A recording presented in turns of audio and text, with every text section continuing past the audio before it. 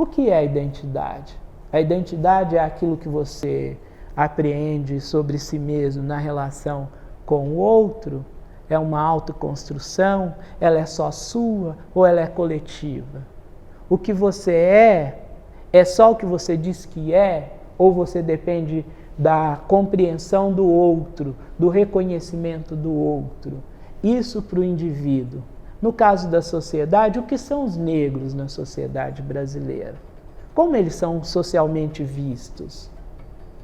Eles são vistos como um bloco, mas ao serem vistos como um bloco, eles se diferenciam entre si?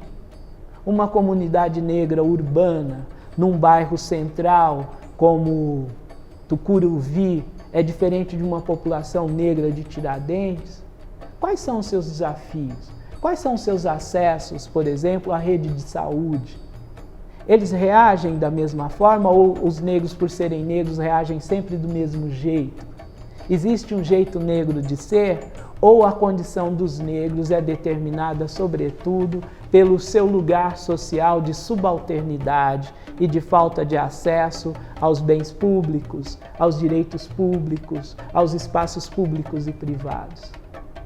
Eles são tratados pelo poder de uma maneira boa, bacana, ou não? Eles são mortos pela polícia e a justiça não toma atitude? Por que a justiça não toma atitude quando são jovens negros que estão sendo mortos? Por que a mídia reage diferente quando é morte de população negra, periférica e pobre e quando é morte de alguém da classe média branca? Sabe por quê? Porque a mídia, nessa sociedade, é um instrumento fundamental do poder. E ela nos emite mensagens que incidem sobre a nossa autoimagem individual e coletiva.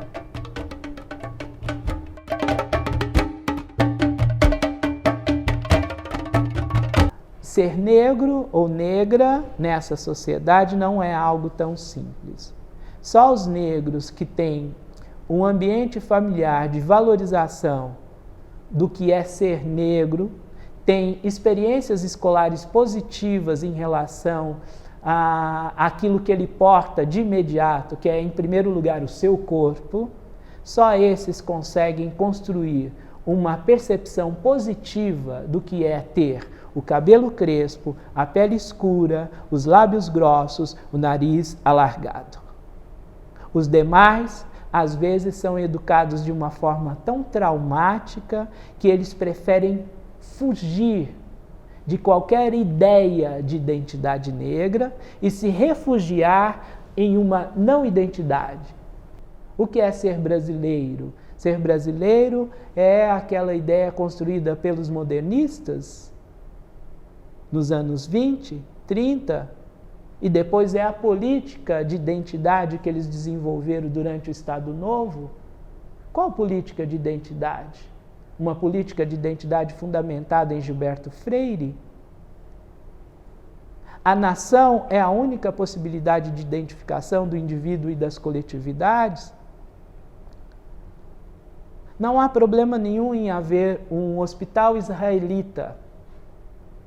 Não há problema nenhum em haver um hospital nipônico, um sírio-libanês, um clube de armênios. Mas ai de você se aventar a hipótese de haver uma escola africana ou negra. Há escolas suíças, suecas, estadunidenses, alemãs, em São Paulo inteiro. São Paulo é eivado dessas instituições étnicas. Mas a sociedade se mobiliza contra as comunidades de terreiro, porque elas estão fazendo o mal, né? Tem o bem e o mal, e o escuro e o claro. Tudo que é escuro está sempre ligado ao mal, e tudo que é claro está sempre ligado ao bem, né? Se os negros estão se reunindo em algum lugar, certamente coisa boa eles não estarão fazendo, né? Mesmo que esse lugar seja um lugar religioso. Ah, mas aquilo não é religião. Religião é São as formas filosóficas de origem cristãs brancas. O que os negros estão fazendo é macumba. É uma outra coisa. A abordagem é outra. A maneira de ver e de noticiar é outra. A maneira de ensinar sobre essas formas negras, e que são negras porque são de origem africana, não são de outra região do mundo, porque haviam padrões civilizatórios diferentes na África, eram diferentes dos padrões civilizatórios europeus, eram resultado de um longo processo de convívio, de desenvolvimento tecnológico, social, cultural. Os povos africanos também eram diversos, tal como eram os europeus. Mas não havia na África, no século XVI, quando começa a expansão, uma noção de africanidade. Mas na Europa existia a noção de europeidade, que vinha, sobretudo, do cristianismo. Cristandade e europeidade são conceitos, ideias, valores muito próximos.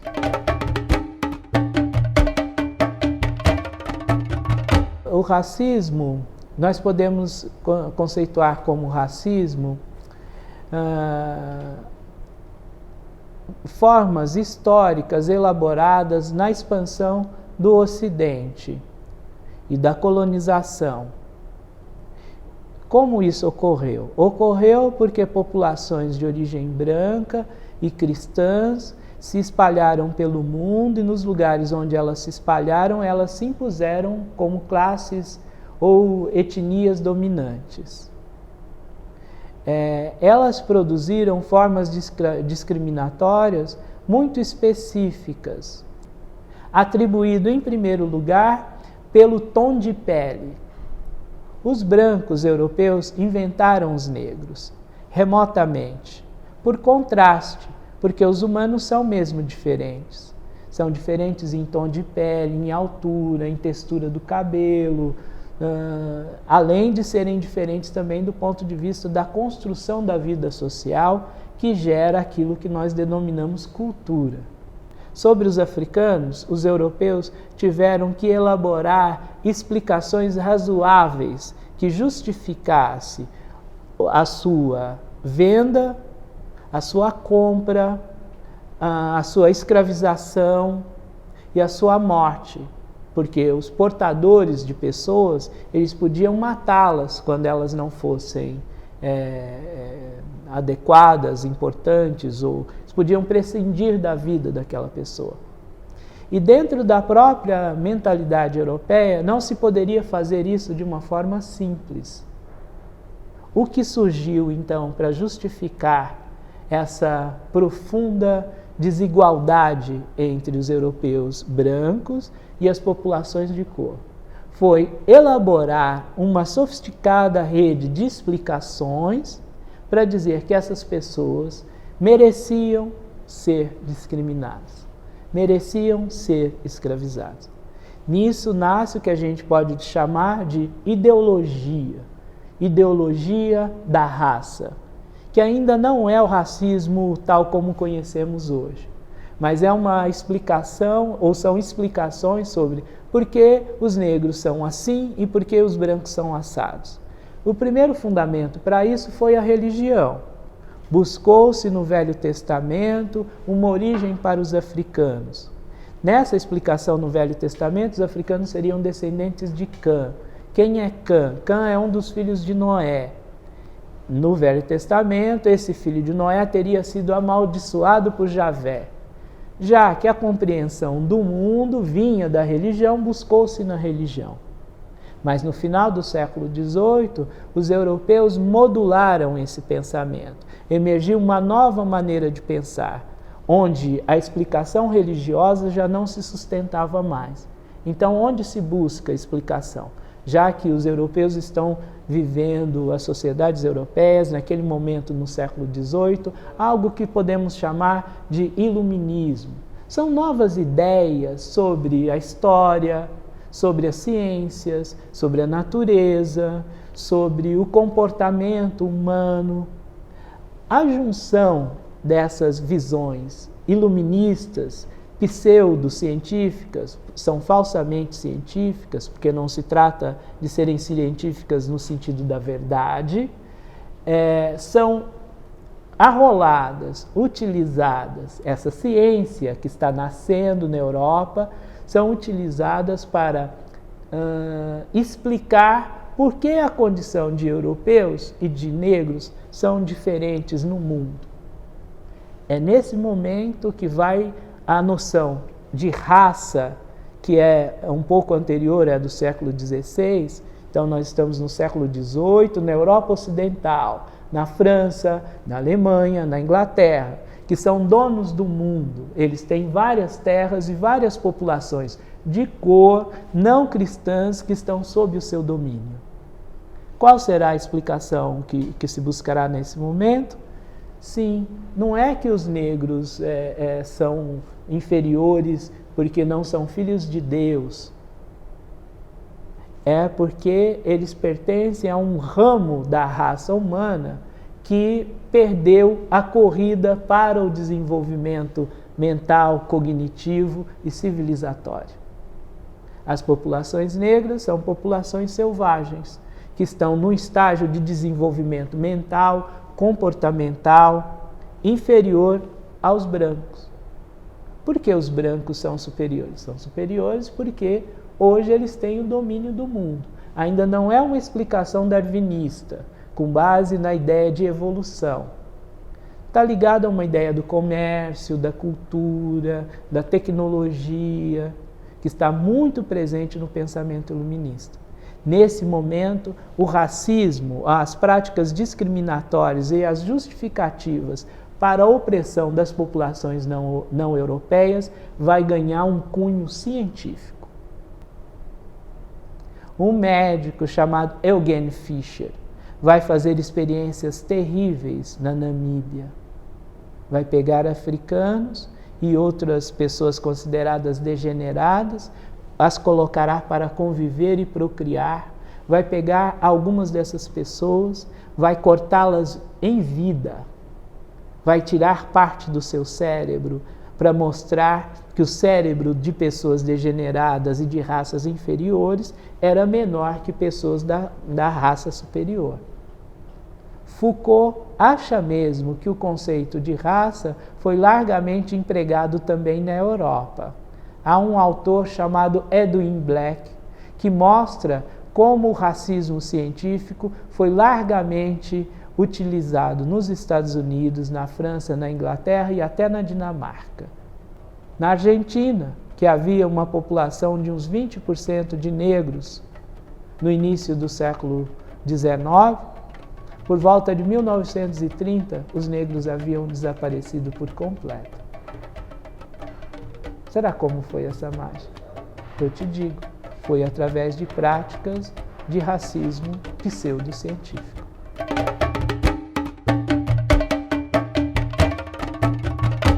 A noção que a gente tem de identidade cultural brasileira, ela é modernista. Ela foi criada nos anos 20, desenvolvida nos anos 30 e imposta à sociedade brasileira ao longo dos últimos 50 anos. 50, 60 anos. Essa ideia do brasileiro mestiço, do mulato como valor estético, como valor genético, foi uma criação. E o mulatismo, que é essa visão, ele não é entendido como um fim em si mesmo. Não é o ser híbrido, cultural e geneticamente de branco, negro e índio, mas é um estágio necessário para se chegar à brancura. A mestiçagem foi política de Estado. Ela atuou no campo prático, na relação entre os grupos humanos, e atuou no campo semântico, ideológico, simbólico. Quando você pega um livro de quarta série do ensino fundamental e aparece mistura de branco com negro, mulato, uns dedos de negro, cavuzo, né? Aquilo foi elaborado nos anos 30. E ainda hoje é uma forma explicativa da formação, é um texto visual e gráfico, alfabético, da concepção de brasilidade. A mim não parece que haja o movimento negro. Não há um bloco de pessoas organizadas no país inteiro que seguem uma cartilha de comportamento político, de ideologia e de prática. Eu utilizo o termo movimentos negros. Para mim, o que são movimentos negros? São grupos, pessoas, instituições, organizadas ou não, que procuram, na sua prática e no seu discurso, na sua produção, a valorização dos descendentes de africanos, visto que eles são socialmente e politicamente desvalorizados, discriminados através de práticas racistas interpessoais e institucionais. Então, essa é a primeira coisa. Eu vejo esse universo composto de pessoas, instituições, práticas, narrativas, discurso como algo extremamente rico e positivo. Por que é positivo? É positivo porque oferece uma alternativa às relações históricas de poder, nas quais os descendentes de africanos têm sido mantidos de forma totalmente subalterna, economicamente, juridicamente, politicamente, culturalmente. Então, vejo os movimentos negros como grupos e atitudes, práticas, valores, conceitos disseminados no Brasil inteiro e sem um centro organizativo.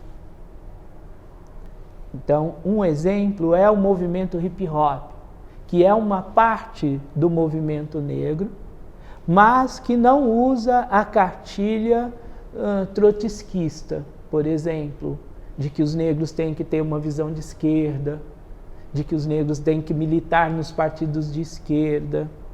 O hip hop, o movimento hip hop é extremamente autônomo. Ele tem dimensão nacional. Em cada geografia que você observar no país, você vai ver jovens, negros, mestiços, brancos, falando de coisas muito similares. Quais são essas coisas similares? Falando da violência de Estado contra a juventude, falando da discriminação da mulher negra, falando de práticas discriminatórias da escola e, ao mesmo tempo, construindo ferramentas de enfrentamento do racismo. Quais são essas ferramentas? São pedagogias populares, extraescolares, que ajudam a preservar a vida dos jovens negros urbanos. Com que? Misturando o hip hop com a capoeira e fazendo práticas de dança, mas não apenas práticas, eles estão teorizando sobre o corpo negro, sobre as danças negras urbanas. Eles estão intervindo na paisagem urbana e preservando a vida de crianças que estão em perigo porque o Estado as mata. O hip hop é movimento negro. Eu entendo dessa forma. E como o hip hop se constituiu em movimento negro? A partir do espaço urbano, sobretudo São Paulo, depois Rio de Janeiro, produziu primeiro uma máquina ideológica que, através da canção, mas não só da canção, através da organização, através das práticas de música, através do breakdance, através do discurso visual no espaço urbano, construiu uma série de saberes, de tecnologias que podem ser oferecidas para os jovens e que fazem sentido. Fazem isso melhor do que a escola poderia fazer. Porque não tem o tempo da escola, não tem as regras da escola, não tem o aparato da escola, mas tem muito mais liberdade organizativa e criativa.